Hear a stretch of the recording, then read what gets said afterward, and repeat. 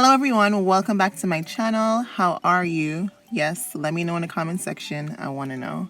Today I'll be coming to you with another video.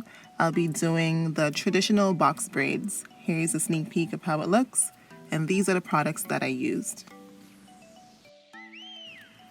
Here I took 2 pieces of extension and overlapped it to create a loop. Then I'm going to apply that to the natural hair, taking 3 strands of the natural hair and applying. Make sure that each of the extension gets a piece of the natural hair, because you need 3 strands of the natural hair to create a braid. For the traditional box braid, the knot will be visible at the root. This is different from the knotless box braid. So you're going to start out with all the hair you need, and for additional length you can add hair as you go along, but at the root you won't be feeding in the hair. You'll be applying all the hair you need. Once I've gotten a good grip and the hair is secure, I'm going to start tucking the natural hair under the color. For this style, I'm free parting because the braids are small. So here you see I'm splitting the hair into 3 sections, then looping the extension to have 3 strands, and I'm pairing that with the natural hair. Ensure that you have a good grip, and then braid at the root and braid down.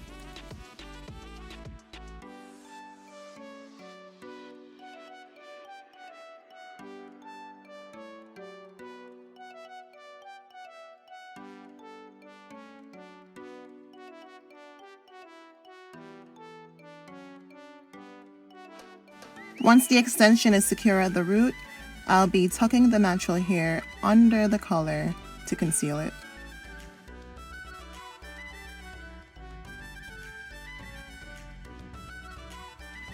This is how it's looking so far. Now let's try that again.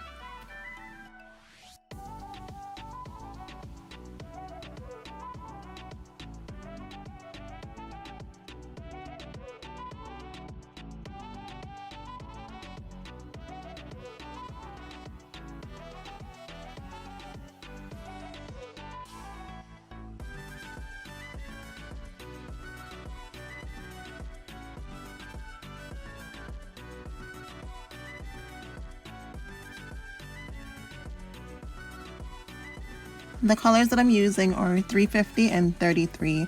350 is the copper tone color that I used in the back, and I'll also place that at random places as I go along. 33 would be for the majority of the braids. I'm going to go ahead and do the same thing throughout her head. Enjoy watching.